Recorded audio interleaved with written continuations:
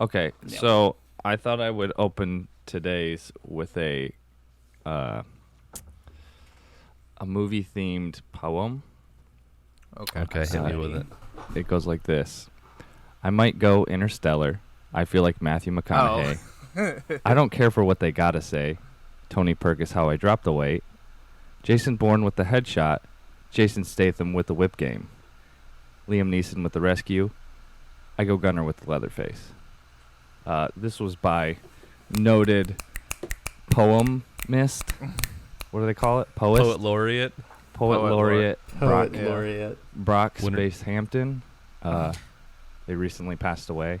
2014 to 2022. R.I.P. I was doing the interpretive dance. Yeah. Of it. I don't get it. I'm pouring one out. My You don't know coffee all over my Brockhampton? keyboard. No, what They're the from- fuck is that? They're from your neck of the woods. The only Brock I know is a companion to Ash Ketchum. He's got to catch them all. They're a boy band from Texas. Dude, I should know them then. Yeah, they're an all-American boy band. You should. I mean, if you listen to like rap or hip hop. I'm not cool enough, I guess. Is there? Yeah. Did You they don't wanna do a elaborate at mirror- all about what was going? Why they just decided that we're done? Not so I know that there far. was like I don't know. drama when they did their second to last album between some of them. So I I'm mean- just guessing it's that. But You know what it was? Is they weren't friends through eternity, loyalty, honesty. It's true. That's not true. everybody They can be a definitely dragon didn't son. have that. There's some universal truths. Actually, they're just words. It's just words out of a thesaurus.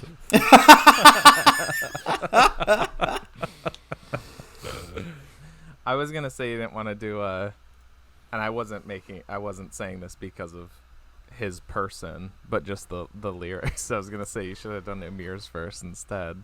I was going to. I was gonna like chop them up because he's got some good ones in there. But yeah, the most problematic one of the group. I wasn't gonna go with him. Right? Yeah. It was funny because we did Desert Island picks last week, in the episode that shall not be. Yeah. What are you mentioned. talking about? Yeah, I don't remember messing up audio for that episode. I already had some revisions to that, anyways, or at least my fake picks. But But anyways, I was telling Kelly that Brockhampton split up, and she was like, "Oh, how did she was confused because she thought it was Brock space Hampton. She thought it was a guy." Brockhampton. the titular it. Brockhampton. when I first listened to, because I've got The guy into them- himself split up into. Yeah. He was maimed. He was blown. Yeah, I got into them because fireworks accident. James I think he maybe said Needle Drop, recommended him, and he told me he listened to Saturation 1, and he was really liking it. So I just put it on at work one day, and I literally listened to the album on repeat my entire work shift. I listened to that album 10 times in one day. I think And Dagan I told thought me about it. High praise. And the initial time I listened to it, I thought it was one person, and maybe there was some features, but I thought it was one person. I was like, man, I get it. This guy's really diverse, his lyrical style, and he can really change his voice a lot. It's really good. I was 25 years old when I found out that Fallout Boy was just not a single dude. The Fallout Boy. The titular Fallout boy. boys. the boy. The Fallout Boy. Why wouldn't they make it plural? There's Yeah, more right? than one. Fallout Kids. Yeah, imagine Fallout Man. a band called Nuclear Disaster Person. And then you learned his name was Patrick Stump. That's a good last name. In my humble opinion. Oh, and well, I was gonna say here's a teaser for if you stay to the end, I'll give you a new music recommendation to replace Brockhampton. Oh, Recommendation. There's then we can transition into the movie. Well, I do have a little trivia about Fallout Boy. Okay. Which I guess I don't know if this necessarily absolves them of the non-pluralization, but it's named after a character from The Simpsons. That's Is their it? band name. oh, really? That's Radioactive Man's sidekick. So that further emphasizes that it was it's a name for a solo thing. I mean, I Solo I guess entity. I'm just- I don't know. But I guess if you're a band and you're friends to the end, joined by loyalty and honesty, you really are one. So I could see, That's so true, especially if you're all orphans. Especially right. if you're all Taekwondo orphans. black especially belts. if you're all orphans. Guys, whoa. Someone We're should make a getting- movie about that. Spoilers, guys. We need to. We're already in the movie Let's now. get to the intro first. Rein it in. Yeah, rein it yeah. in. All right. Okay. Welcome back to the show, which is called There Will Be Duds, ladies and gentlemen. I am your co-host, TJ, aka J Spot Jack Cheese, and with me, as always, As always, I am Nick, aka Dr. Funk on Twitch, and with me, as always, As all weebs, I am Travis, aka the Super General, and with me as all weebs. As like 50% of the weebs lately, I am Tommy, aka Moose. I did the little thing with my Nice. hands. That Nice. was I like that'll be that. good impulse for the podcast. decision. it'll be For those of you listening at home, I did the moose antlers with my hands. Oh, I can even do the little snap, throw up the snap thing again. camera. See, I'm gonna embed images in the spectrogram of the audio of this episode. So if you download the MP3 of the podcast and open it up and view it as a single waveform, you'll see the moose do it. I think that a lot of our audience, which is like 2 people, I think a lot of There's them. 4 of us. We Yeah, have but 10 only some of us subscribers on listen to YouTube. it. Oh, that's true. We had 11, and I noticed it went down to 10. Did we really? So Oh, really? yeah, we did. We've lost one at some point in time. That's Yeah, no, incredible. that's actually worse. That I'd rather have 2 subscribers than have 11 subscribers from and 10 one to 11. leave. I was gonna say, I think today is probably some people's first time learning that moose is not an actual moose because he's got a inaccurate title. Yeah, I know. I should have called myself Moose Boy to be more Yeah. accurate, so that people Moose can Man. understand. Moose boy. Man, yeah, that's actually pretty dope. Moose Boy. you're Yeah, I'm into it. You're not always from the game or From always the from pod. the pod. Right. So This should just be a very literal episode. I'm Yeah. I'm from the pod when there's a 15 character limit. And I'm from the game the rest of the time. Gotcha. okay. Yeah, let's just keep That- avoiding talking that about was- this movie. Yeah, I was like, I keep trying to find segues and I can't. So This might be a short episode. segue. Will it be? We just No. never talk about the movie. I will say this is that's all. I mean, not that I'm not expecting to get to all these, but this is the most notes I've taken on a movie in a while. It's not That's even an all entire for the one page. movie. It's Disappointed. For the always listener- dud movies. Well, no, but usually I can fit like there's 4 movies on this page. Whoa. For 4 movies the- on this page. For the so. listeners at home, he's taken his Oh, shirt yeah, off this is and also revealed that he's got a Shia LaBeouf full chest tattoo of his notes for this movie. Oh, I thought you were gonna say like Memento, like all over my body.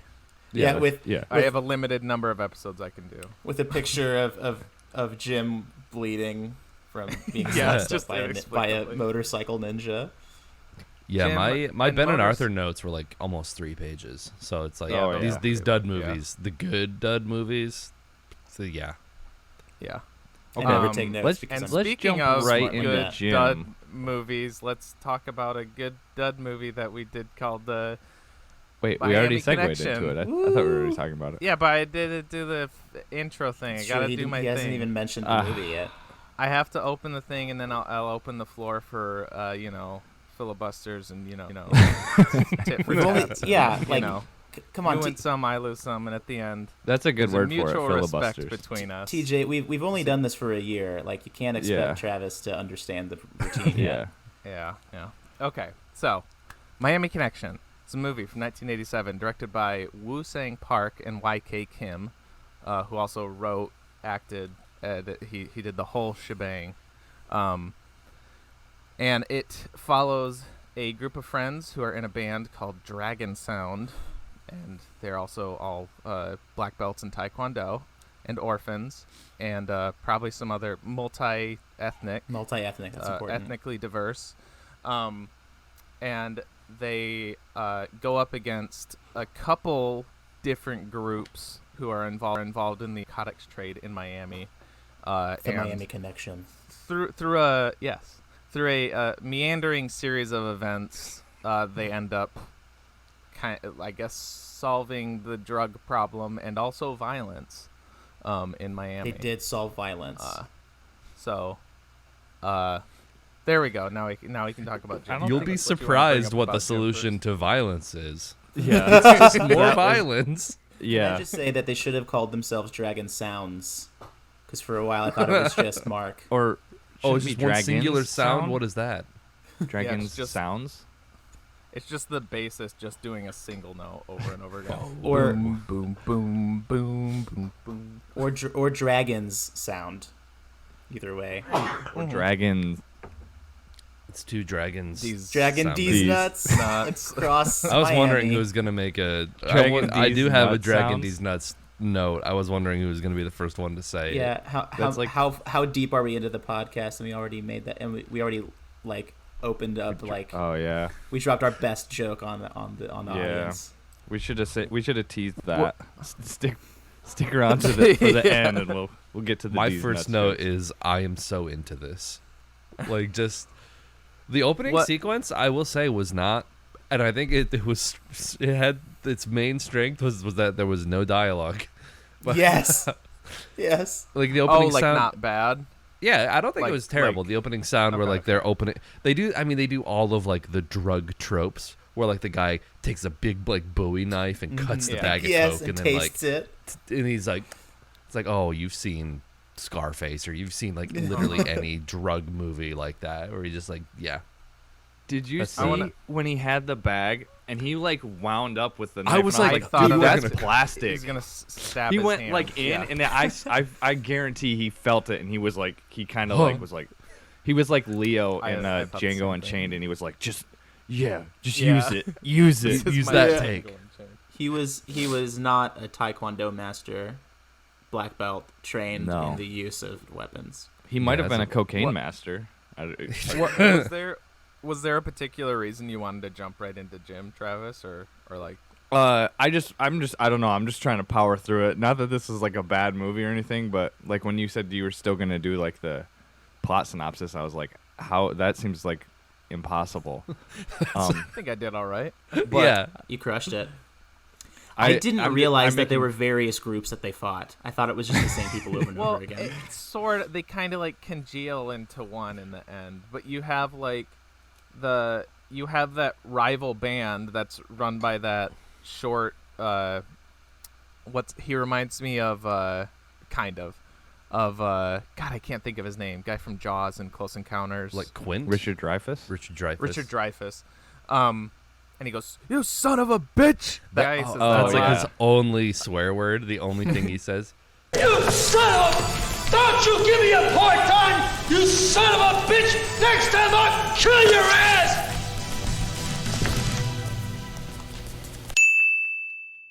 There's that group. There's Jeff's group, which is he's friends with Yoshido. Jeff is Jane's brother. Feather Earring. Okay, yeah. Feather Earring. Feather Earring. The best character in the movie. You get to know the truck that hits you. You ought to stay away from Girl Scouts, you know? So, okay, rival band, Jeff's group, and then Yoshido's group, which is, they're the ninjas. They're the drug ninjas. Where's the money? Where's the money? And Jeff and Yoshido's group are kind of intertwined because they're best friends too, or whatever. But they are two distinct groups. Yeah, because Yoshido has his honesty, loyalty. Ninja dojo, right? Yeah. And then Jeff works at just a gym. They just all pump where they iron work all out day. in jeans. Wait, Yeah. Jim. Some hot denim gym action. No, Jeff. Feather Earring. Did I say No, Jeff? you said Jeff he works at a gym, and I was like, what? Oh, okay. Yeah, there's Jim's Jim. trying to find his at father. the At the gym. I'm glad you're following along.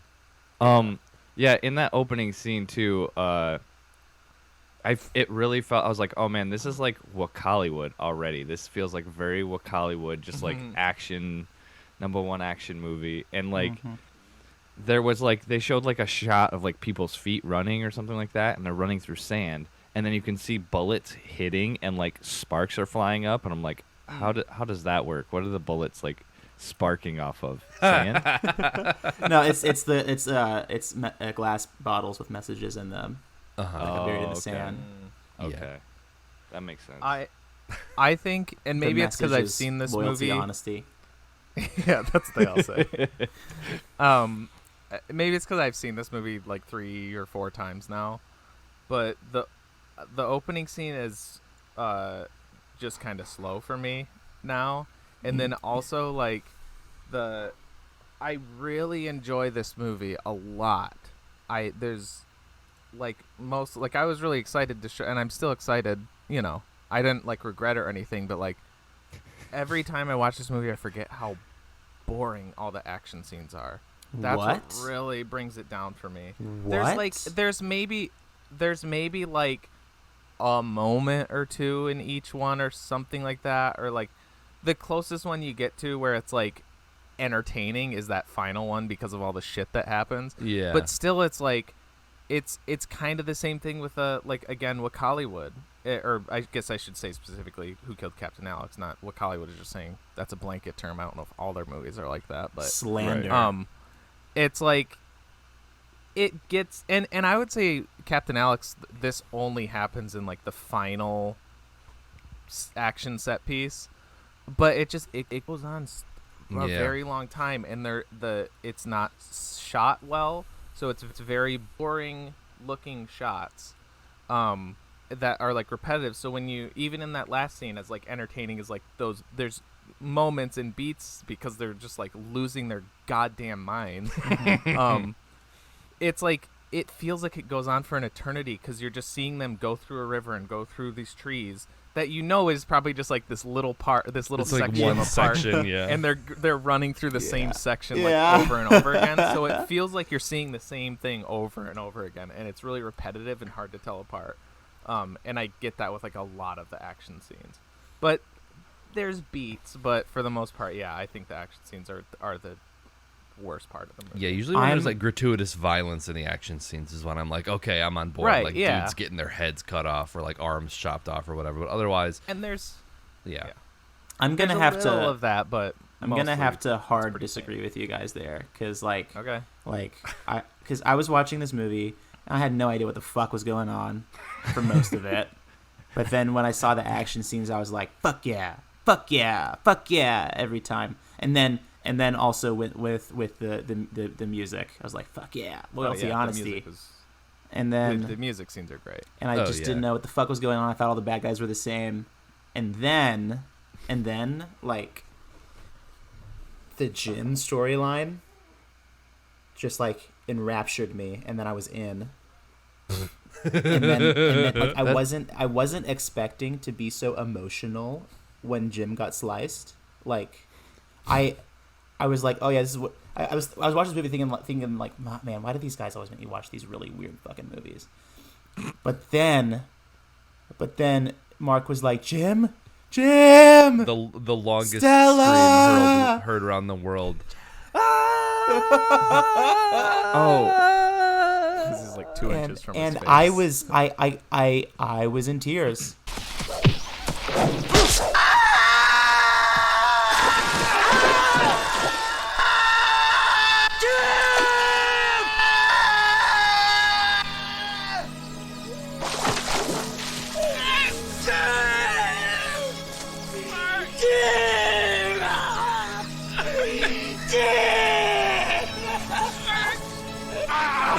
I laughed, I cried.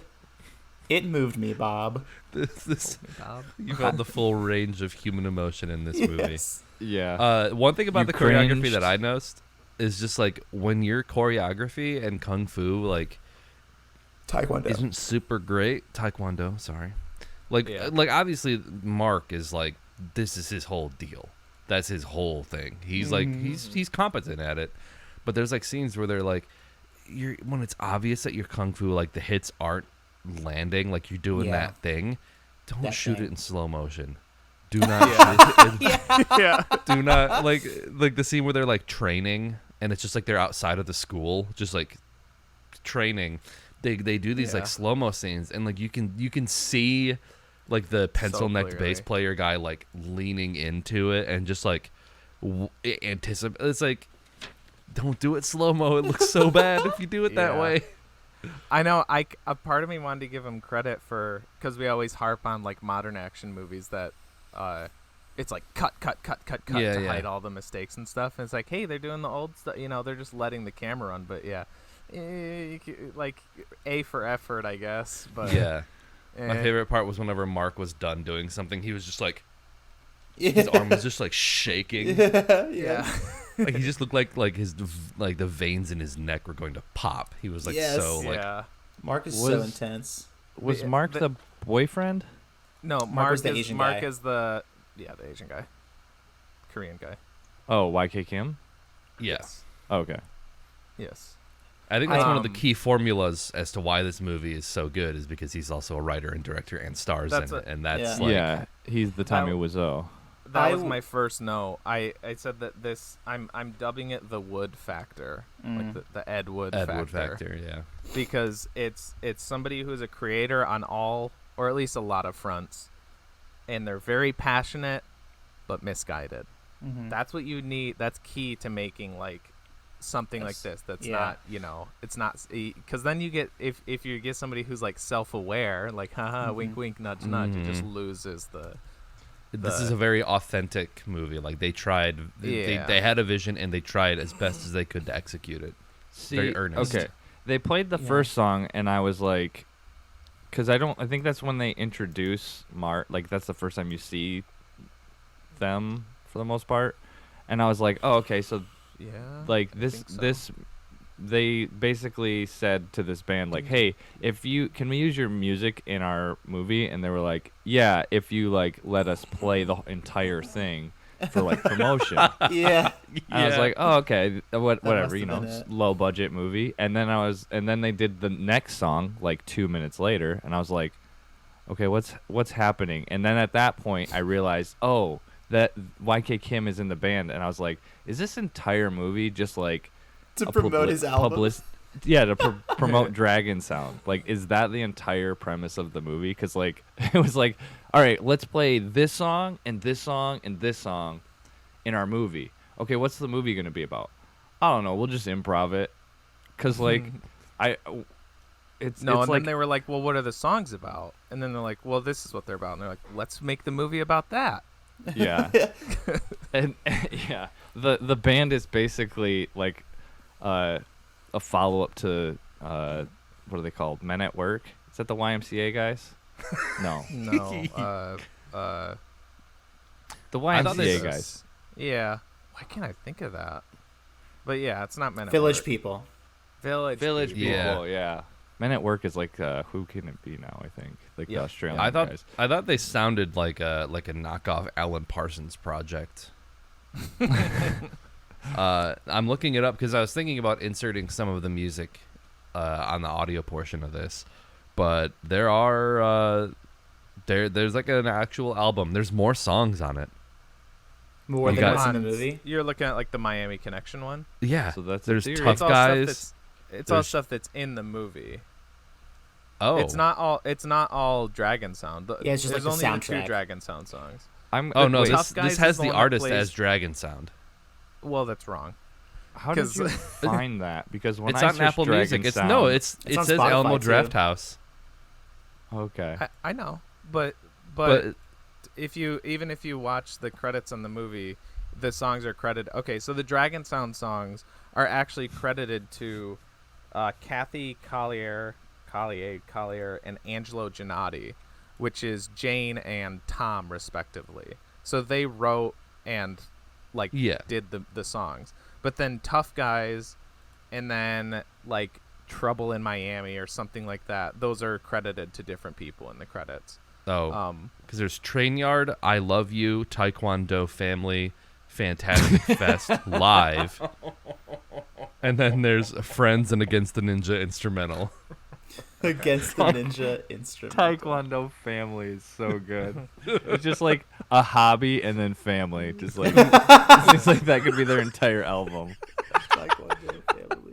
Yeah, the rest of them are like they're like just most of them like Train Yard. That's just the backing track that plays during the Train Yard fight. But it The has only an other one I think explicit. that- It has an explicit E on it, so there's got to be words Really? to it. Yeah, It's just both fuck. Train Yard and Maybe I it Love has You have like the fucking explicit Train lyrics Yard. thing on it. Fuck a Train. So I Tough mean, Guys maybe they has use the lyrics. instrumental track, but I it sounds like a lot of these songs actually do have lyrics to them. It's because if you got one of the 5 vinyls they pressed for this and you play it backwards, it says like some really vulgar shit. They're actually anti-family, Yeah. anti-honesty, Pro-violence. Yeah. Well, I mean, you could argue that anyway. Yeah. Yeah, definitely. Yeah, I like that. This is also kind of a Wiseau trait too, at least in The Room. I haven't seen. I know Tommy's done some stuff since then. Mm-hmm. But YK Kim writes Mark as like in the way that Wiseau writes Johnny as just like the perfect human. Like he's like, I'm these guys' best friend, but I'm also like their father figure. Yes. And I'm gonna do everything, and I'm gonna be the first person to do everything, and I'm like the best guy. I'm gonna teach them Taekwondo, but I'm gonna be nice about it, and blah blah blah. I have and, like, thoughts about that. It even comes down to like when Jim gets the letter from his father. Oh my God! My father! My father! I found my father! Oh my God! And then they all come out. And he takes it from him Yeah, immediately. he just rips it out of his hand. He's like, "Is this your dad? Is this your dad? Fuck!" Like, Like, everybody come look. and then like when earlier in the movie when he gets the, yeah, exactly. He takes it from him and he's like, "Everybody crowd around me." Yes. So everybody's looking towards me. Look at me. Yeah. I have the photo, everybody. Jim is literally like- looking over his shoulder to look at his own letter from his own own dad. father. Yeah.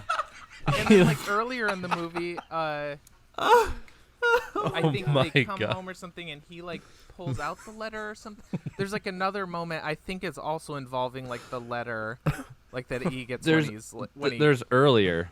It's earlier Yeah, when he and- gets a letter from like somebody. They don't the say. State or Defense Department. Yeah, He said yeah, he was, Defense he Department. was sending letters to. I've seen this movie a lot, and yeah, it's like that's also every fucking line in that is so good. The way that I don't know, the way his tears come through in his voice are so great. Oh, Send me this picture. My mother was Korean. And my father was Black American. She gave me this picture when she was real sick. I was only 9 years old. They say Going back to him being like the father figure. Yeah.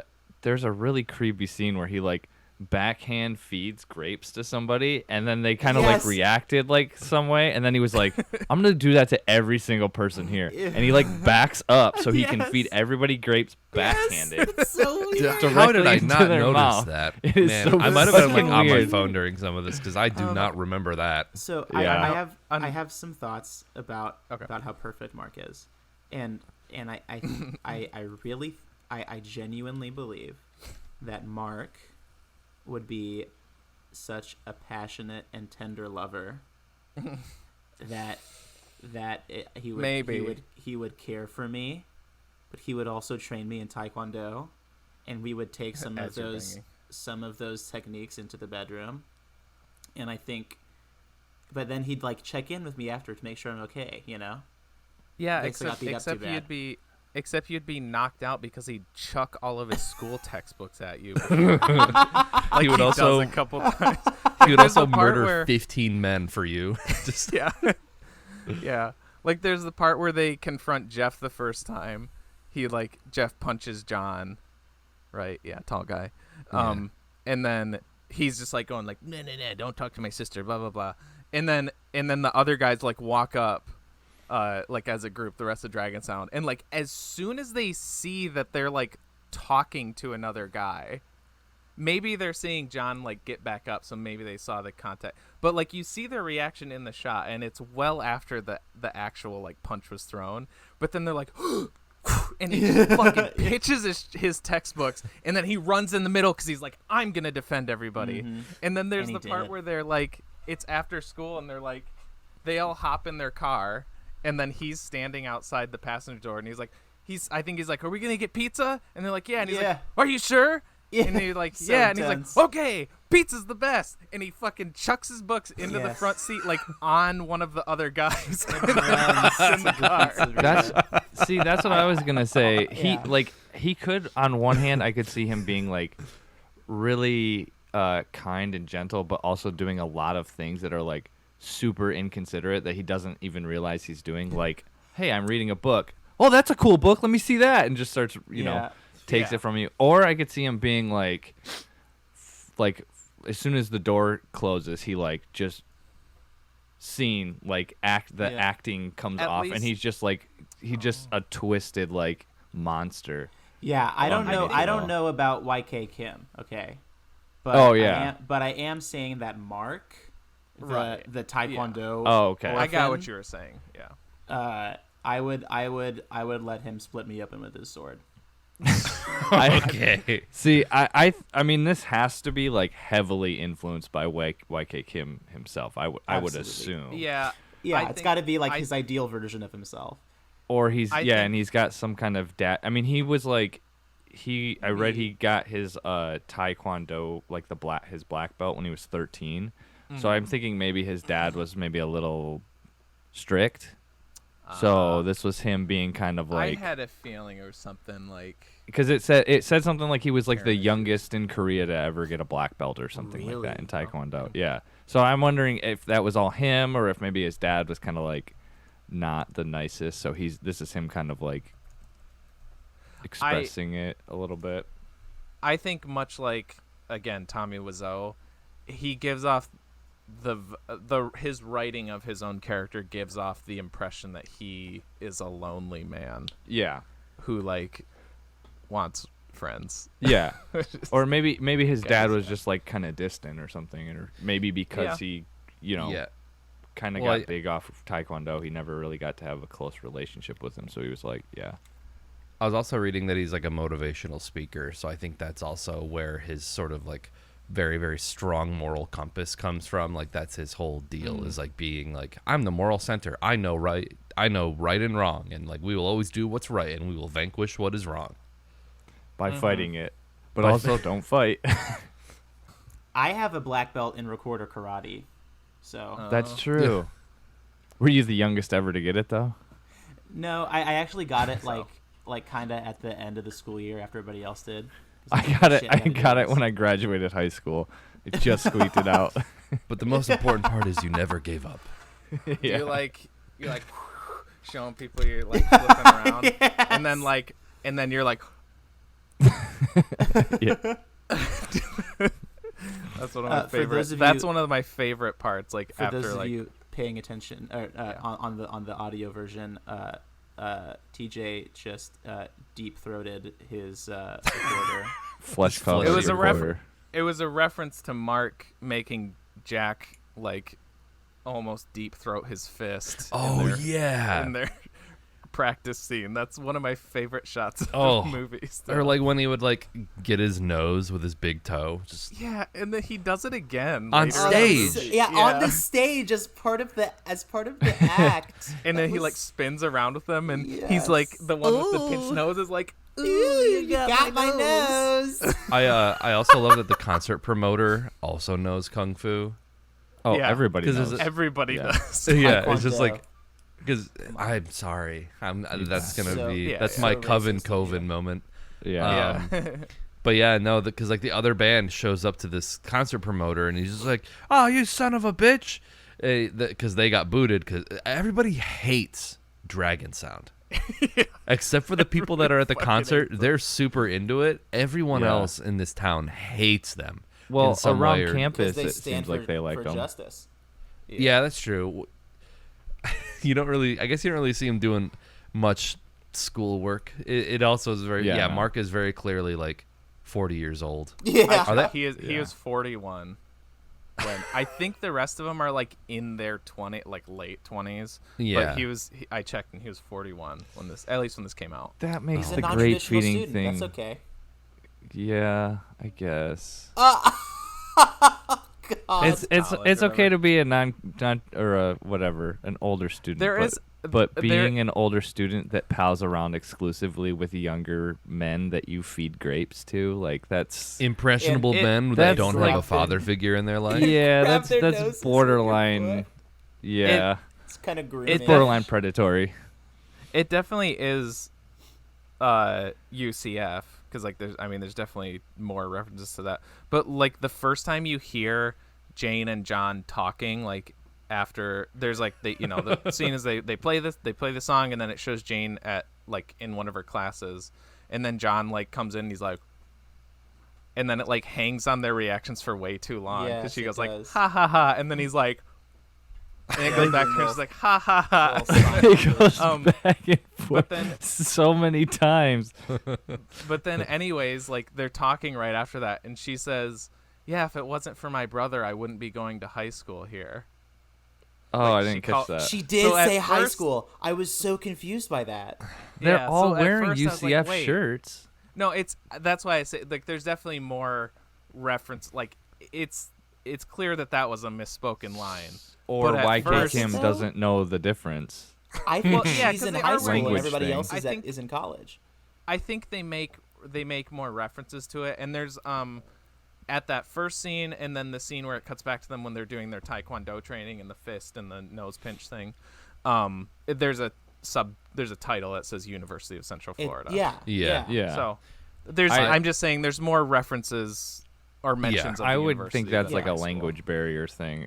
I wouldn't think. I mean, maybe it's misspoken, but this movie gave off the vibes of like we're learning our lines 2 minutes before we start rolling, Absolutely. and we're just getting them out like Oh, dude. as soon as we like, get it out. Like, yep, that's the take. We're getting that. Basically, how Dude. we made movies when Yeah. we were younger. My dad took off with some young girl and left my mom and my brother and myself, and she had to raise us all by herself.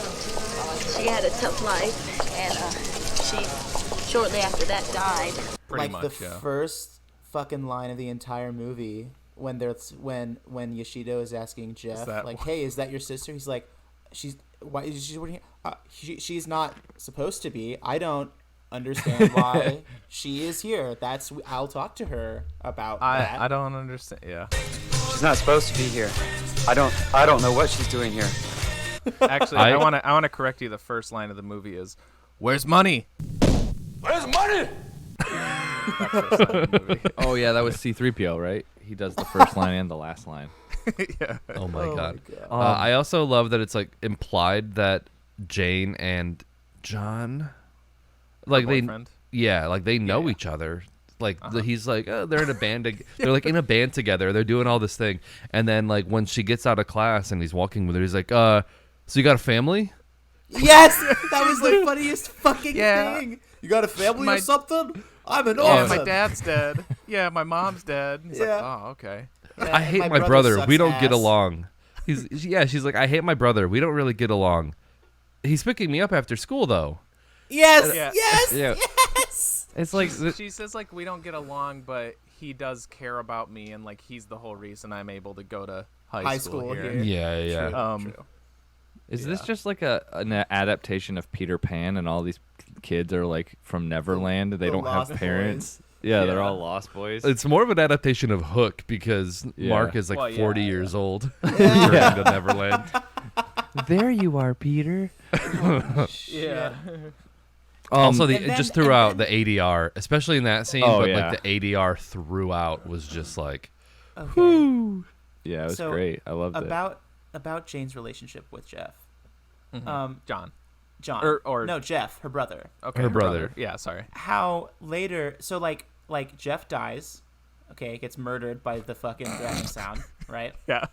And then kicked off like, of a yeah. and then the very next time we see Murder. Jane, she's like, John is like, she's like, I'm sorry, it's been a while, but I needed a minute. It's like Yeah. it's been a scene. And then Yeah. and then she says, "But I forgive you."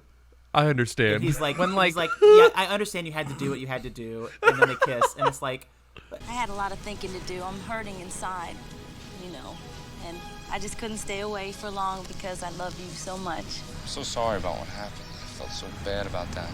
It's not your fault. I understand. You had to do it. You had no choice. I understand. It's all over now. That's true. It's okay. he killed your brother. Yeah. Yeah. Like, But she you're didn't just like so him that okay much, with so, it. you know? Yeah. Yeah, But he's yeah, the whole but- reason that you go to high school at University of Central Florida. Yes, it is a definite no. See, the thing that kind of, I mean, I don't know, this didn't bug me as much as that whole concept of her immediately forgiving them. But one, it wasn't even John's fault. Like, it was Mark who was Mark the one did that, it. Yeah. Like, Yeah. it was weird because Jeff goes up the ladder, and then John is next, and then Mark is next. But then the next shot you see, Jeff turns around and Mark's there, and John is nowhere to be seen for the rest of that scene. He just Mark does disappeared. everything, right? Yeah, Yeah. because Remember Mark this. does everything. Yeah. But then also Jeff slips. He doesn't even like. Mark doesn't like kick him or punch him or anything. He slips and he falls. Yeah, So but it was just an had a accident, different and draft. also John didn't do it. but there She had a won. different revision of the script, so she said Yeah, she that thought was John it. did it because That she was it. didn't have Yeah. like the daily or whatever it is. That's probably what it was. Yeah. I mean, Jeff was kind of like the Nazi dog of brothers, so like he can get got. It don't matter. I don't feel Oh. bad. That's We're Another referencing reference. another Do we- episode that is Can lost never get to played. time. yeah. And much like Nazi dogs, I love Jeff. He's my favorite. He's probably my favorite character. I don't know. There's a lot to love on like most of the characters, but I think he's my favorite. So Jeff, really. this movie think. basically it goes the first like 20 minutes with scenes that are like this movie holds the record for like consecutive scenes that are non sequiturs. Like none of it is linked together. Yes. None of it makes sense. And then the music More so starts. than Eraserhead. Yeah, Oh. more so than Eraserhead. Wow. And then That's a lot. and then they start playing the music, and I'm like, okay. I mean, like this movie is like the lyrics are kind of corny as fuck, but like, okay, the music is kind of like good. And then I realize like, oh, okay, this is how they're doing the exposition dumps. They're just playing it in like the songs. Like, okay, so is this a musical then? Like, I don't get what's going on. Except instead of like doing the songs like in a natural like we're fighting now like West Side Story or whatever that's called. Is that the one where they like snap and they like walk at Yeah. each other? Yeah. And through the Instead alley, of like yeah. doing that like showdown stuff like that, they're like, okay, cut to the bar. We got to play a song now. They didn't know how to like Yeah. incorporate the music It's- into the movie But itself. the cocaine, we'll take your life. Like, Please There's don't the dragon fight. sound. The dragon sound songs are peppered in like here's another Wiseau reference, but they're peppered in much like the sex scenes in The Room. How they're just like it's like a transition thing. It's like yeah, Yeah. we don't really have anything to like get from this scene to this. Let's do a sex scene or let's do a dragon sound scene. yeah. And then much like the sex scenes in The Room, they're all packed into like the first 30 minutes or so, and then there's no Yeah. more. and then you never those see it again. those seem like the most like the best produced parts of the movie is those like the music video. Yeah, it's just, That's what yeah. I'm calling them. With the crowd and everything, like it seems like pretty like A lot of people like Right. Rocking. Yeah. yeah. Yeah. Except Rock, the rocked whatever my the socks off. the chick, the high schooler, she was clapping off beat like a lot. They were not playing the music, I guess, when they did it weren't. because like I mean, the they weren't- one guy Wait, you're could saying that actually they weren't playing those instruments? I actually don't know if Mark was like moving his hands. I think he was No, holding he was. the guitar and just he was okay. he was, all but right. he was playing a bar chord with one finger and just sliding it up and down the neck. The other dude who was like shit, what's his name? Mustache mullet? John Oates, I think. John Oates, yeah. Yeah. Yeah, John Oates. He actually looked like he was playing. Well, I think everybody else was playing except for Mark. I think he just liked John- this band, this local band, and he was like, I got to get these guys in a movie with me. I want to be in this band. John Oates is Angelo Giannotti. That's his actual name. And him and the girl are the ones who wrote the song. So he actually was probably playing Okay. for real. At And least then- him. The other guy, the boyfriend, he was playing bass, and like anybody can play bass. So like That's true. That's true. he probably. That's what I said to Chloe. I said he has a bass player's neck. Like the Oh yeah. Yeah. Yeah, the long face. He's like like gangly. You have to be like long and gangly to play bass. It feels like His teeth looked so bad in the end scene when he was like going feral with Mark, like slashing everyone. He I was like, oh, are you British doing like an American accent for this movie? Because it I was was just gonna like say British. Yeah. So you guys were talking about like who Tom looks like, the lead singer, and my first thought was Freddie Mercury. I was gonna say that too. But now I'm on Google Images, and it looks like he never actually had the long hair and the mustache at the same time. So now I feel like right. Yeah, I guess he didn't. Yeah, I could picture Freddie Mercury with that long hair. He's a Freddie Mercury composite. Well, do you know who John Oates is? I mean, you should look him up because you have to find like an Hall & old Oates. picture of John Oates. Or Hall & Oates. Yeah, he's very. Yeah, maybe you should just look up Hall & Oates because if you find a recent picture of John, I don't think. Yeah, I think it's the sure best. He's not rocking that look. The best of album has Are you like sure this isn't the same picture. guy? He changed. They're both songwriters. They're both. So the headline on this article that has the picture of John Oates that I'm looking at is John Oates of Hall & Oates. No thanks to cookies. John Oates of Hall & Oates says he slept with quote thousands of women. I mean, nice. with that mustache and hair, like I don't blame. Like I'm not surprised. Yeah, unless he's going, I have slept with thousands of women, guys. We're making fun of his mustache. That's hey, aren't you the guy from Miami Connection? No, oh my God, yeah. I've slept with thousands of women. Or that's what he used to sleep with all the women. He's like, yeah, I'm the guy from Miami Connection. Yeah, I know YK Kim. Going back to that too, there was the song, I think it was the second song where they would like stop and everybody would like fist pump. Taekwondo. YK Kim, he was off every single time. Everybody else was on and he was like he was like a half second late at least every single time. It was so funny. Every single time. It's like just don't show him. Cut around him. I also have a theory. Like it seems like the guys in the band, their presence in the movie equates to how good they are IRL at Taekwondo, because if you think I shouldn't say that because I think Jack might be in it less than Oscar Isaac might be in it less than John Oates. But I was thinking John Oates is probably in there specifically because he could write the music. They have him in there because of that. Because you never see him fight. There's one part in like one of the early fights, like maybe where they're stopped on the street, where he like throws a punch. That's the only time you see him actually like combat.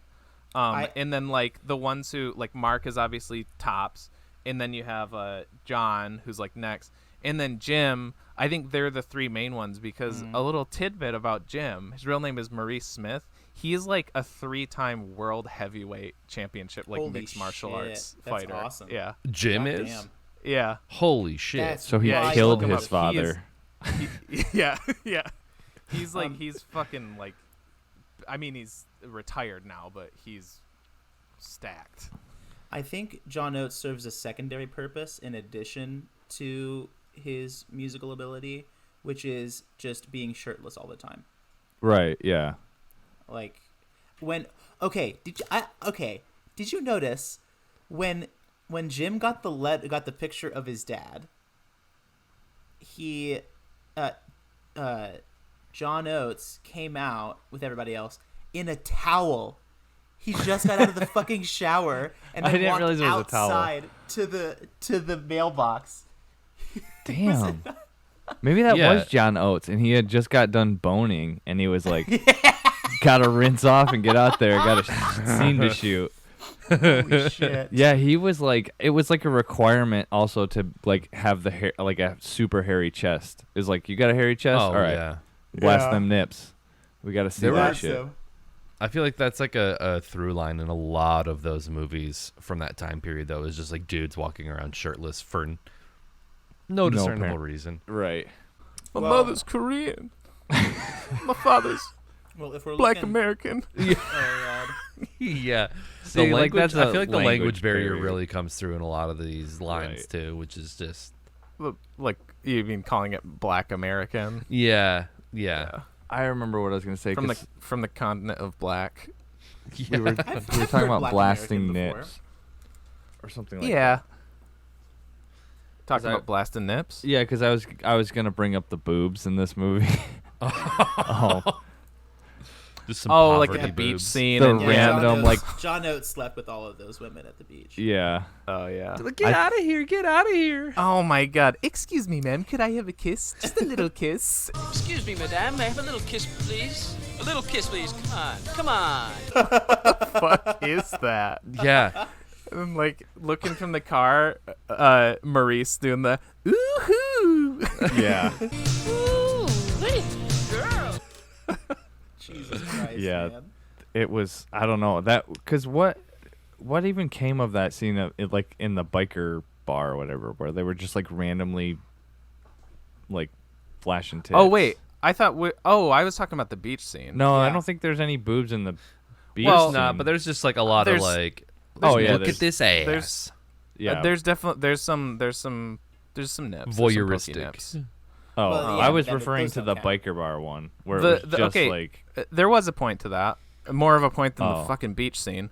that was like That's where a group of like Capitol rioters like 30 years before, like that's what that looked like. Their glory days. Yeah. I mean, they didn't have to do all. It didn't justify the like music video motorcycle gang thing before that took like 5 minutes. But the okay. point of that was where Jeff asked Yoshido to like, hey, I need you to help me take care of these guys.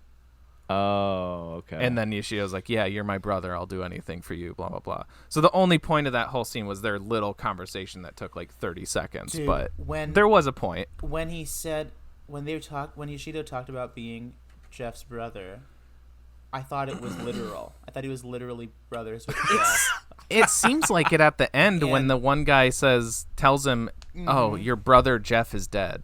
Yeah, It and could I was be. like, so does that make Jane Yoshido's sister? Well, there was an entire franchise planned out. Miami Connections, Yeah. 3, 4, 5. Yeah. That's that like Darth Vader, Luke, and Leia connection right there, where it's like Yeah. the next movie. Oh, she would God. be. Oh God. Speaking of the biker bar thing, because all of Yoshido's like ninjas are like biker ninjas. So are all those like old fat bearded white guys? Are those all of his ninjas? Like, I feel like there were so many parts of this movie where like they just turned the camera on and like we really need to pad this out so like you guys can just do whatever you want. And like I'm thinking of like the dude in the gym that like when there's like a scene where Jane comes in and then goes and it's like this like the fat shirtless dude in jeans in the gym with the other guy and they're like like they're just like yeah. Salami. Bye bye. Oh, yeah. saying complete like oh man I've got a butt like that, oh here she comes again. Yeah, this guy's like, what's with this kicking stuff, man? Like, It's like when left to their own devices, they're improv. But then it's like they ADR'd the improv too, and it's like just another layer of like awful to it. all of Jeff's goons are like anime henchmen. Yeah. Because they've all got like Yeah. these weird, wacky, like they're wearing vests, these weird hats. One guy has a noose around his neck the whole movie. I don't know if you guys noticed that. Nope, Like didn't see a that. cut off noose, like at the sternum or whatever. That's how you know he's. I don't know he's why. Hardcore. Yeah, I guess so. Are you sure it wasn't just like a bolo tie? It was 1,000% a noose. That's what we call a Miami bolo tie. A Miami bolo tie. I think this movie plays like a comic book miniseries, like something Yeah. like I think a good example is no like a comic, like the actual comic book, not an adaptation. Like I'm thinking like the comic book series. I think a good example is The Dark Knight Returns. It's 4 issues, and it's like there is a main arc, there's a main like ending, there's a main point, but like at the end of each issue, there's kind of like a mini arc that's resolved. Mm-hmm. It's been a while since I've read it, but like one of the issues he takes down the Joker, and like, you know, that's it. But it also kind of plays into the main thing, and that's how this feels, because there's like all these different fucking things that they have to deal with, and they're all resolved after like 20 minutes and then just like kind of forgotten. Like the rival band kind of comes back later, but like they hardly play a point. But it's like they're kind of like the main thing at the beginning. There's like this rival band, and then they beat the shit out of them, and it's like, okay, now we got to deal with Jeff's group, and then Jeff's group gets their asses kicked, and it's like, okay, now you got to deal with Yoshido's group, and then, you know. But and it's then like we've all these achieved different world games peace through the eradication of violence. Also, I did one of my notes was that like the lead dude from the rival band was dressed like Detective Francois. He had the red ascot, and then he had like the kind of taxi driver hat. I was like, oh, this is Detective Francois. He did kind of. He had like his head bandage on for like the entirety of the movie after he got his ass kicked, with like the same red like blood spot on it. Time you got, man. They should have been here a long time ago. I remember what that son of a bitch did to my hand. They're dead meat. Oh man, okay, I'm jumping around a little bit now, but I put for that end fight, I like that after Jim gets his chest slashed open, Mark drags him into this bacteria-ridden city water river and just like lets him sit there. Remarkable. That's what I said to Chloe. I was like, yeah, Jim just got sepsis and died. Like he's dead now. That's way more dangerous than like It also seems like he's bleeding out for like 4 days before they actually like go, hey, we need to get him to the hospittal. Yeah. And it's like it's a little nitpick, because like I understand this movie, it is what it is, but I feel like when there's like the scene where they're dragging him up the side of the like the riverbank or whatever, and you can tell that there's like no slash on his stomach. Like he's got the blood, like the fake blood, but there's like, because like what's his face, John, I keep forgetting his name, he gets slashed in the back, and like that's like the one time that they had like any sort of like, I guess, makeup effects for violence, because he had like the big slash, and he's like and like it shows it. Same with like the one ninja who gets slashed in the face, and like you can kind of see like where they did it, and he's like, and then dies. My camera went out of focus there. That was cool, because the camera went out of focus like right in time with that. Yeah. So I'm so glad. I've been dying inside, waiting for us to talk about this last fight, because there's just so much. It was so incredible. Like can we just like from the beginning, they're driving down the street, just so excited to go to the airport and meet Jim's dad, and then we see the dudes come, and then the immortal line, Oh, ninjas. Yeah, that was good. You're never not gonna go to the airport. Yeah. We're gonna kill you. Yeah, there's a what was I gonna say? Oh, I skipped back, and I mean I didn't go through it too thoroughly, so I still could have missed something. But like I noticed after John like rips his shirt off, Yes. he's got like blood all over his face and down his chest, and I like was looking back like, did he get injured in the? Because I know he got slashed. He's got blood all down his front, and I'm like, did he get? Because he got slashed in the back. I don't remember if that was before or after that. It's like, did he get injured? And like he takes his shirt off, and like I don't think he really has it then. But then the next time you see him, he's got like he's covered up. I was like, about John, I right? think, yeah, John. It happened off screen. And I made the decision that off screen, like, cause you know when he takes his shirt off, that's when he goes like animalistic. I think he fucking ate somebody between the shots. No, I'm pretty sure there was a slow-mo shot where, because like I thought he got hit in the head, but there's a slow-mo shot where he like slashes someone, and it's someone off screen with like a bottle. Like you can see the direction, and it goes like, and you can see it like hit him in the head. And I think it's supposed to be implied that he slashes somebody, but the way that it looks, I thought someone brained him, but he didn't. Oh, but it's very like Ungrateful Dead. Someone had a like a thing of blood and just like, all right, and go, and he goes and he hits him, and then someone just squirts the bottle at okay. him. I see what you're saying. I thought you said somebody actually threw a bottle at his head, but No, I they know what you're Squirted talking it. about Wait, now. Someone showed their testicles to him. I don't understand. Yeah, they gave Right John in a the middle of mushroom a stamp. scene. Yeah. Yeah, no, I remember that shot now. I'm gonna pretend that. All right, let's get into the D's nuts jokes. Here we go. Yeah. So okay. So the something that No, the mushroom stamp. The Oh, okay. like that's the combat. It just devolves into just like showing the other dudes your dick in creative ways. Yeah. This last fight, okay, they're in like a random zone in Miami by the road on the way to the airport, and they have this fucking like taekwondo ninja fight, and I'm just trying to imagine like the crime scene investigators showing up, like, okay, there's like half a dozen dudes dressed as ninjas that were killed by swords and their bodies are just here, like how what the fuck? It's like, oh, it's the motorcycle ninjas again, that damn Miami connection.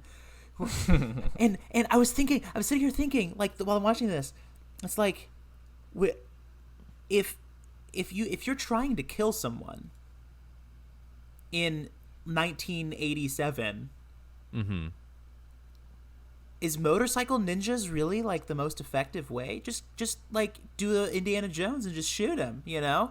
Yeah. If they really, Yeah, if but then they you don't really look wanted cool. Jim and Mark dead, they Exactly, should have you don't brought look a cool. gun. I can say, as the only person here who was born in the 80s, that's how you killed somebody in the 80s. Oh, is it? Thanks for clarifying that. Yeah. That's just- it that- was that's- it was a war zone out there. It wasn't just picturing- Miami either. I'm just picturing like the police officers that show up on the scene and like looking at all the dead ninjas, and they're like, Yes. these guys looked like these guys look like they were killed by friendship, honesty, integrity. like we can't press charges against these guys. This is a Yeah. righteous killing. It's Yeah, like the one from 1997, Jack Frost, where he's like, looks like there was some kind of mitten used. It's the same exact thing. But he's like, Yeah. oh, there's They really loyalty involved. eradicated the fuck out of that violence, too. didn't Okay, they? so how did you guys watch this? Like, did you use like a streaming service? Did you use Tubi? Tubi. I use YouTube. Tubi fucking kicks ass. Yeah, so Tubi's great. Tubi has a lot of stuff. Yeah. Like a lot of stuff that I was surprised by, but I Tubi and Pluto both, and they're free. Like, yeah, it's pretty nice. like the original Exorcist was on Tubi. This is a Tubi commercial you got now. a lot of shit. I mean, Yeah. hell yeah, I'll shill for Tubi. Yeah. Yeah, okay. But the one thing I noticed, the scene transitions are so harsh in this movie. Like just in the middle of scene, and Yes. like, but Holy they fuck. coincided it. Like I would get Tubi ads because you watch it free, but you get these ads in there. Oh, Like I'd be watching it and it would cut to a Tubi ad, and then when the Tubi ad ended, it was a different scene. Yes. I thought I he missed missed something.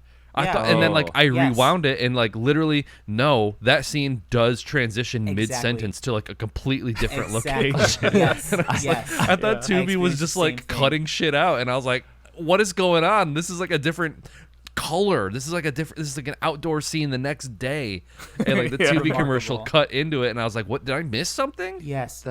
I thought you were gonna Wild. say that like when the commercials came up, you were like an Activia commercial came up, and you're like, because none of the scenes like have any connective thread, you're gonna be like, oh Was man, this part of the movie?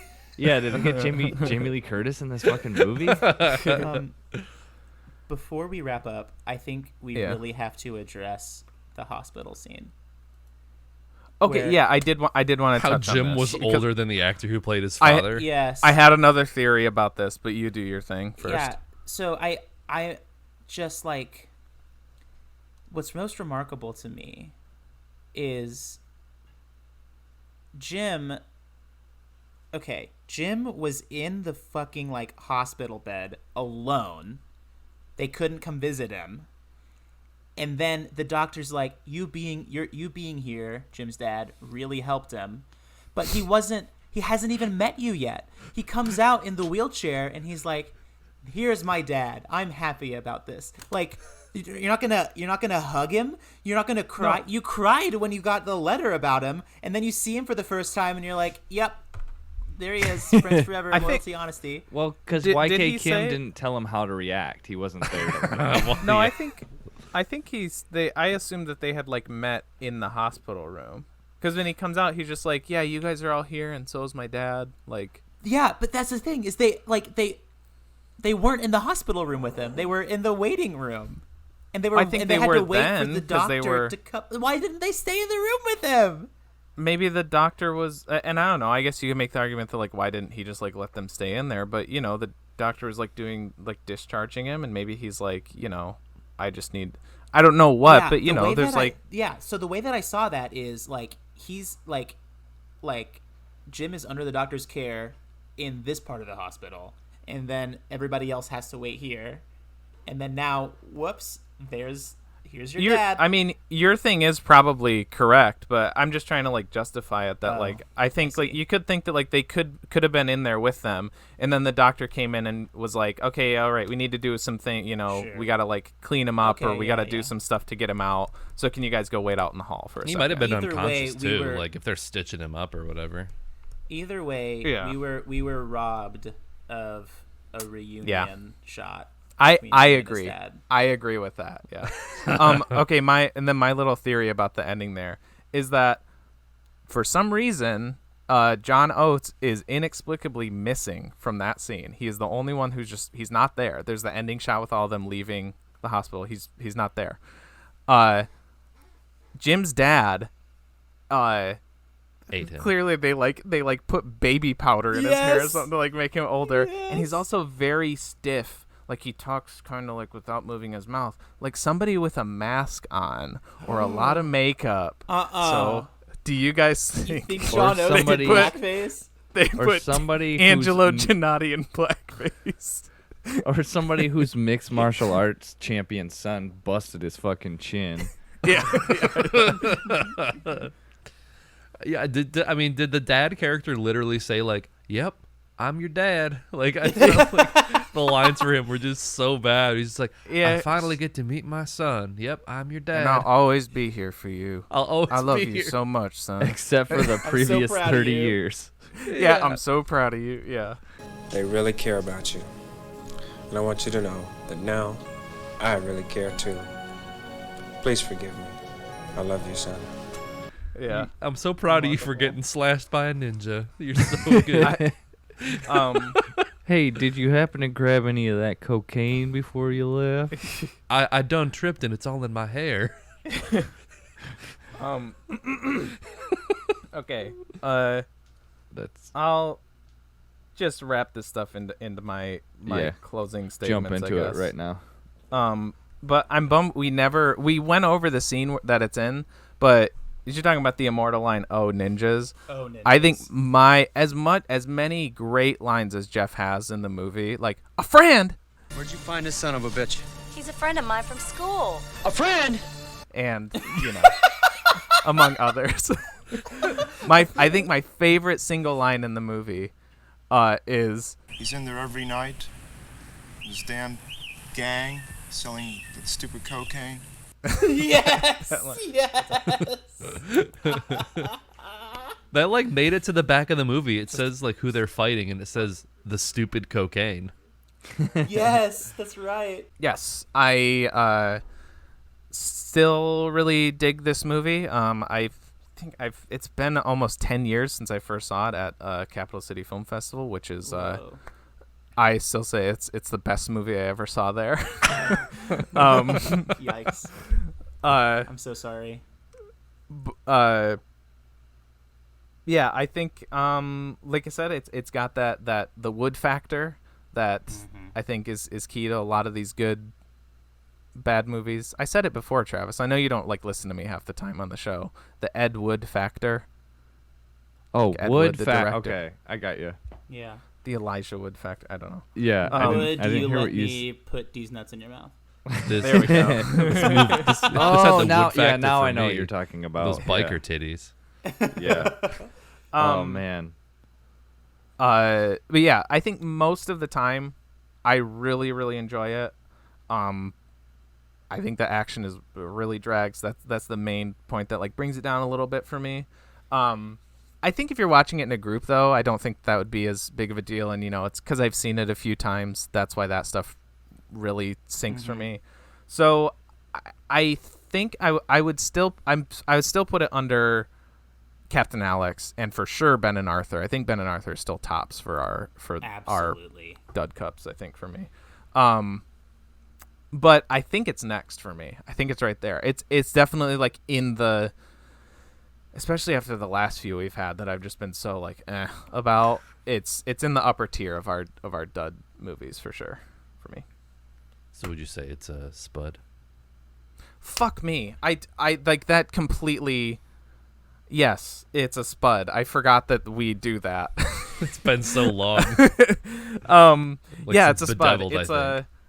It's yes, it's a spud. It's like spuds are good, right? It's like spuds are good because we like. It's like if you took No, I think we said stud. No. We can go with stud for this one. You're thinking of Week with Dad, because then you go from stump to stud. Oh yeah. No, it's spud. Patrick Stump. Okay, and my spud reference metaphor thing is that it's like the onions, the sweet onions from Holes, except it's a potato and it's marinated in Florida orange juice, baby. Okay. Okay, there we go. I'll go next.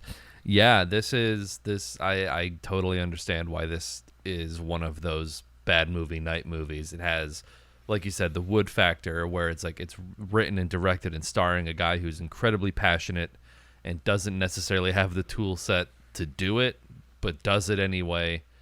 And it's just magic. Yeah, the fight scenes are a little bland. I mean, they're way better, I think, than a lot of other movies. Like in this genre, I feel like there's a ton of movies that try to do kung fu to varying degrees of like efficiency. And this one, you can tell at least Mark like knows what he's doing and was kind of instructing others. Like this is kind of how you set up a fight. This is how you stage it. Don't shoot it in slow motion because they look so bad. This one is taekwondo. God damn it. God damn it. I'm never going to get that. It's taekwondo. Is it like all martial arts look the same to you? Is that what it is? Yeah, honestly. I mean, this is like the genre of like kung fu Are you movies. racist against Is this like a Eastern taekwondo martial thing arts? where you have to like shake your fist and like have your jowls shake whenever you're doing anything? But yeah, the music slaps. I like the part where like the other band is in the concert venue with the promoter, and he's like, they make goddamn kiddie music, and I was like, he's not wrong. Yeah. Some of the themes that they cover in this band is very much friendship, magic, honesty, loyalty. It's totally like the theme song to like a Saturday morning cartoon. Yeah. It's like, what if Barney had a rock band? Like that's right. From like the 80s, like G.I. Joe. Yeah, it felt very much of that time period, I would say. Absolutely, I was into it. Yes, this is absolutely a spud for me. I don't really have a metaphor for it. It's a little potato that I'm gonna cut up and put with some oil and shallots and garlic. And I'm gonna put some rosemary. Yeah, a little fingerling potato. I'll cook it up and I'm going to eat it. It's going to be good. It's going to go well with my steak. That's a spud. It's good. It's a nice side piece. Yeah, I thought it was okay. It was really hard. Like, I don't know. It was jarring. It was like, I don't know. It was like I was in it and then I was out and then I was in. Just like when I was dragging these nuts. I don't know. I was like so hard. I was struggling so hard to like find the plot when I should have just like relaxed and just let the movie happen. So maybe on a rewatch I would like it a little bit more, but now that you know who all the fucking characters are and what their relationships are. Yeah, now that I quote unquote know who all the characters are. You need to draw like a diagram. They're all J names for some reason. Yeah. Oh shit. They kind of are, yeah. They're like the Duggar family. Mark had to be special. Mark and Tom. Oh yeah, Mark. Yeah. No, he's John Oates. Well, yeah, good point. Oh yeah, yeah. He's like, no, I don't want a J name. I have a J name in real life. Yeah. I want to be somebody new. I think this one's like a spud that, but like just barely. Like it's Spud just, Light. Yeah, it's like Spud a Light. Spud Light. Yeah, it's a nice, refreshing Spud Light that. Maybe if you put it in the cupboard for like a year or two and bring it back out, it'll be like a darker, regular Spud. You got to barrel age Wait, it. Yeah. what the fuck? Wait, You age it, and much like a person who ages, it's becomes Spud wiser. Yeah. oh my God. And that's the episode, folks. Thanks for tuning in. Oh my God. I'm so disappointed in you, TJ. I mean, what did? Oh, yeah. fuck off! That was good. That was just like a Not straight rip off of a Dragon Sound song lyric. So like, I don't. What I said. Yeah, that's it. Spud Light. All right. Moose. Spud Light. Go Moose. Yeah, so this movie was incredible. This movie changed my life. I'm going to watch it again this week. Hell yeah. And I may or may not be high while I'm watching it. Mm-hmm. And that would be an incredible experience. I know, dude. Hopefully not Dragon Sound cocaine. would like that though. Yeah. Yeah. See, they don't have to know. YK It's Kim's gonna not come stupid cocaine. flying I through won't be your high on window. stupid cocaine. It's not stupid cocaine. It's I'll be smart high on cocaine. friendship, loyalty, and honesty.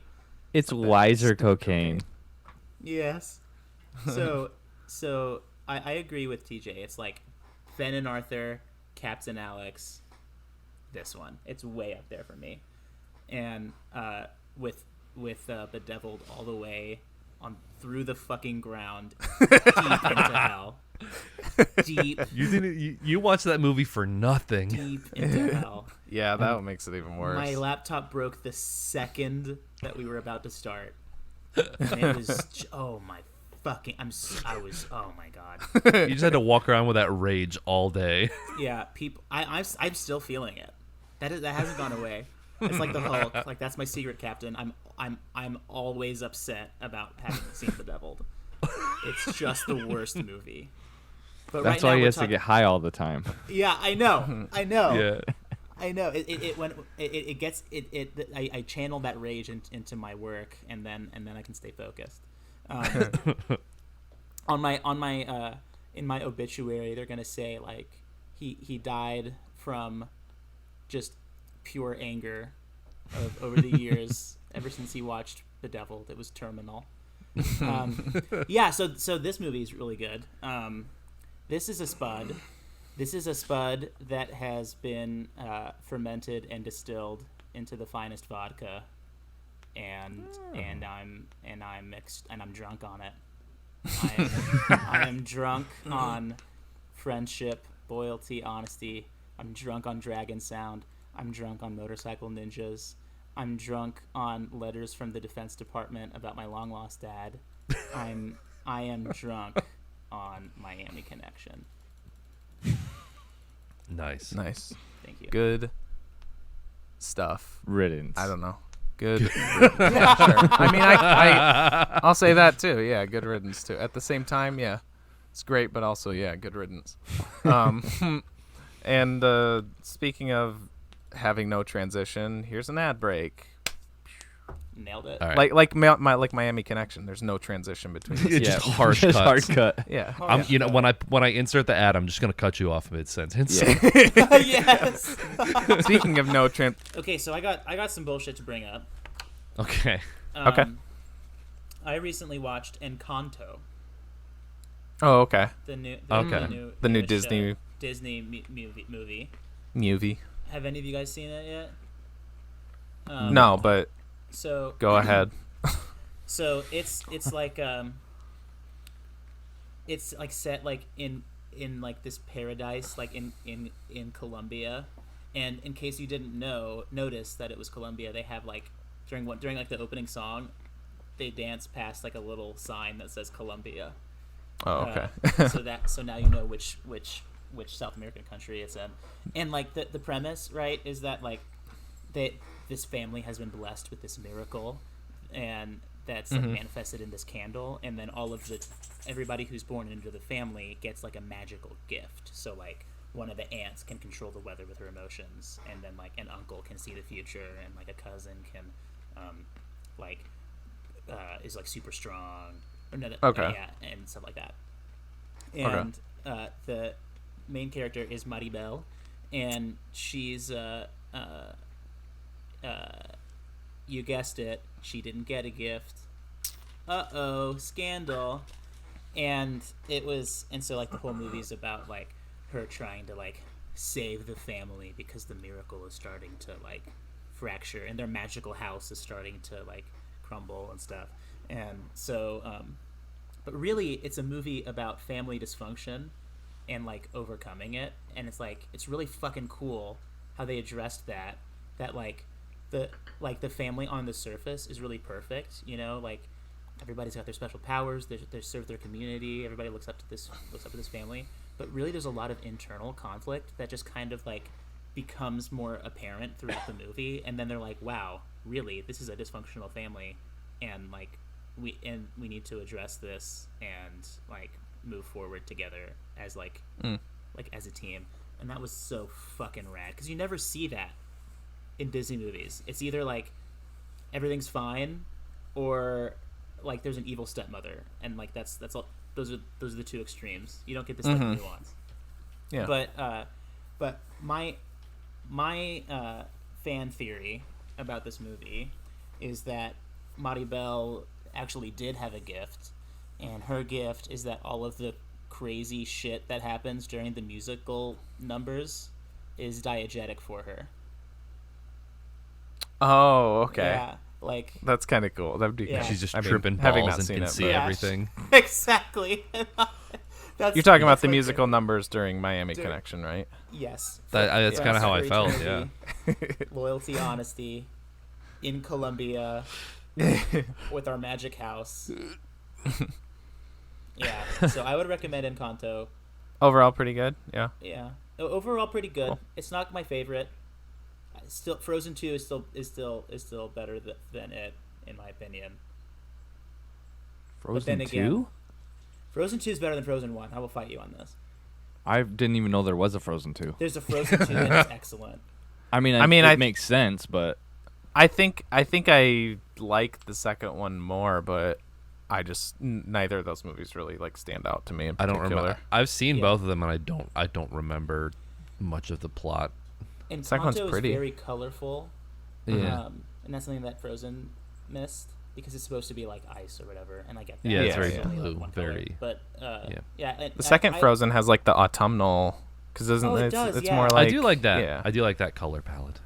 It's a good palette. It is a good. So should be called Melted, huh?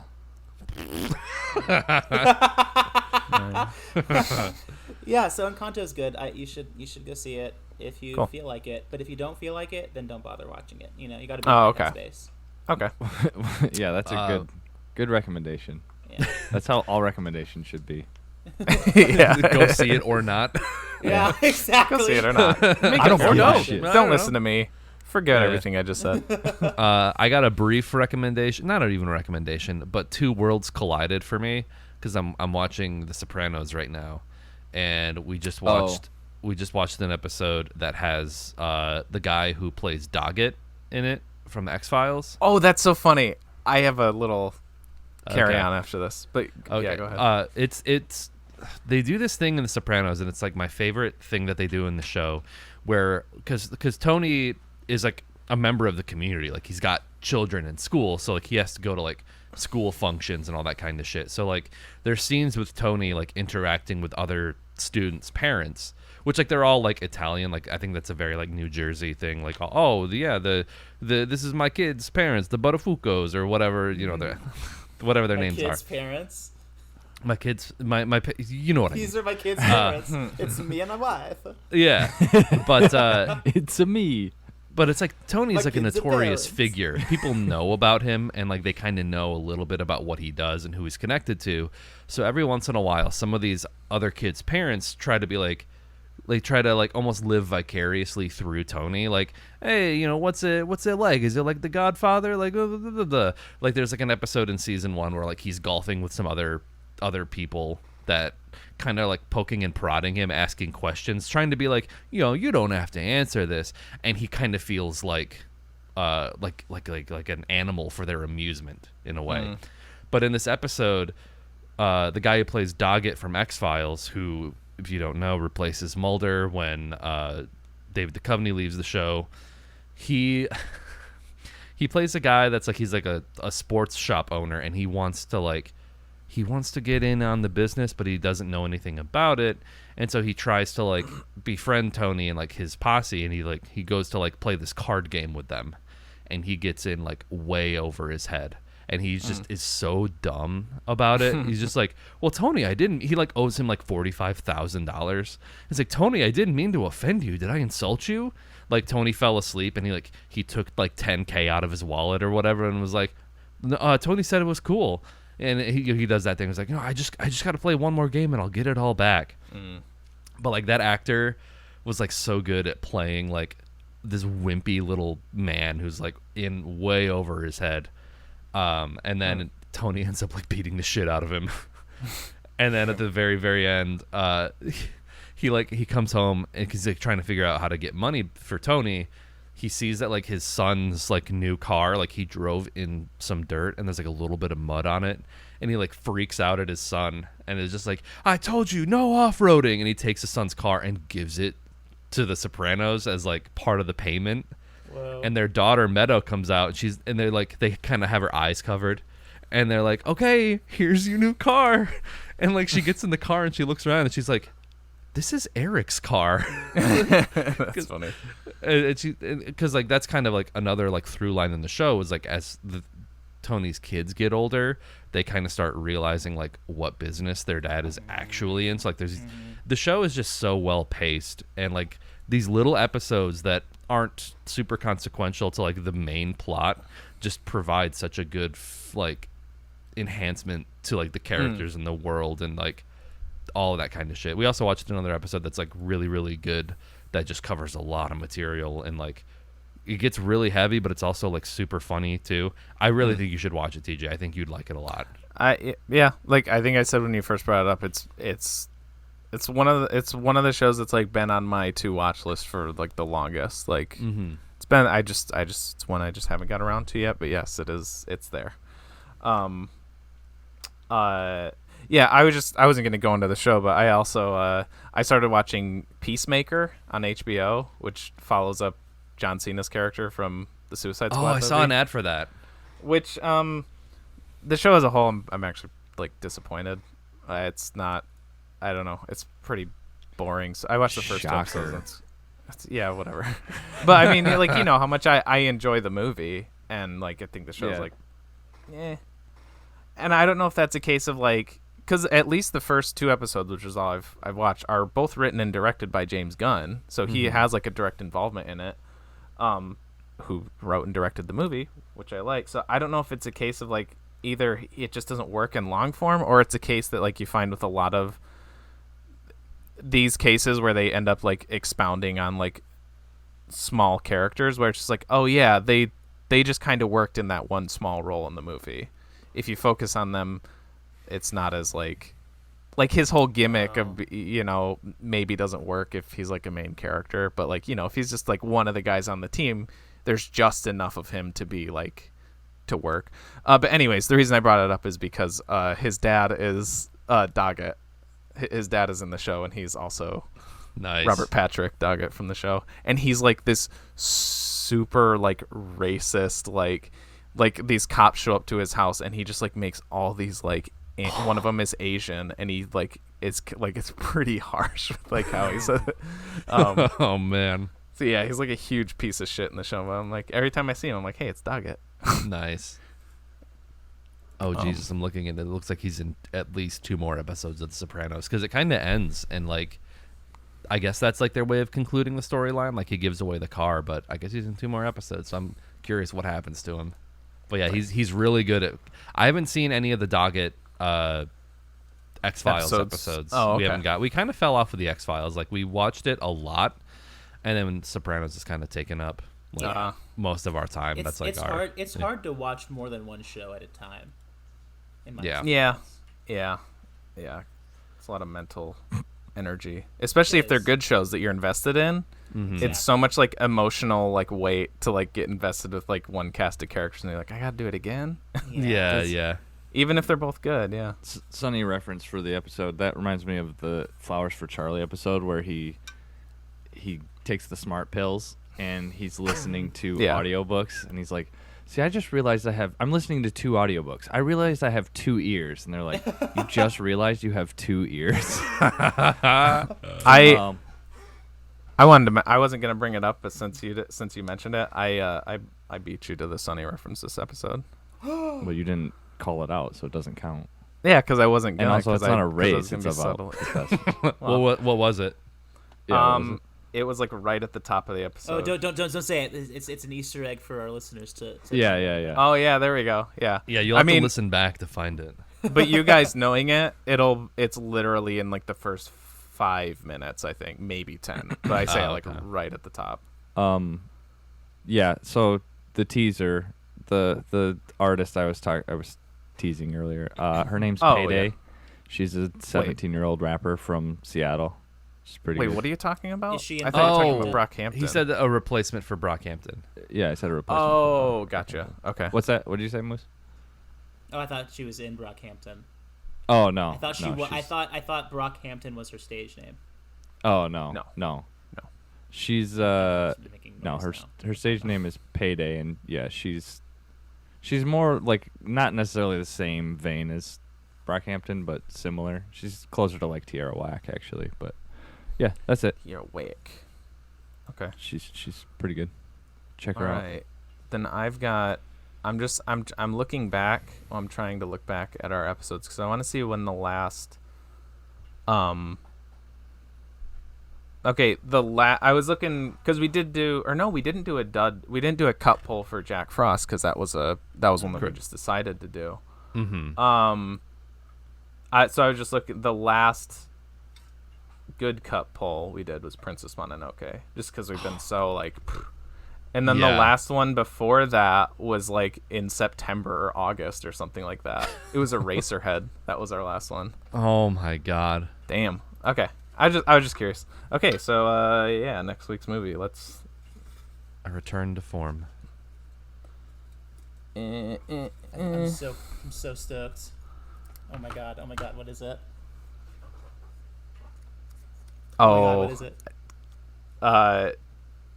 What's his name? Dagon. Oh no. I'm just saying Dagon's gonna want to be on this one for sure. Oh, I thought you said he picked it. I was gonna say it's gonna be terrible. The Discovery 2. No, but it is directed by friend of the pod Gore Verbinski, who did the Pirates movies. Nice. Okay. It's Rango from 2011. Oh, fuck yeah. Oh. This might actually be one of Dagon's recommendations. I don't remember. I haven't seen this it. one's gonna be tough for me because I've seen it like 500 times. Oh, really? Why have you seen it so many times? I mean, it was on when I worked at Barnes & Noble. We played it for like 2 months straight. That's rough. So like, it was just like constantly playing. It's not like I was actively watching it every time, but it was on all day, every day that I was there on a loop. Okay. Oh shit! I was thinking Rambo. This is a very different movie. No, I gotta save saving that for Hollywood. Hopefully. This is animated. It's funny that the last 2 cut pulls have been animated films. We went from I didn't even think about that. to Rango. They're both animated. And I think Mononoke was like the first animated movie that we've done. Yeah. So yeah, I didn't think about that. Interesting. Okay. So, if you don't want to be, or let's do we're on social shit, Instagram, Facebook, Twitter, that shit. Follow us there if you want to see. OnlyFans. Can't forget dragonsound.fandom.com. Leave us a review on Apple Podcasts. Leave us a rating on Spotify. You can do that now. Yep.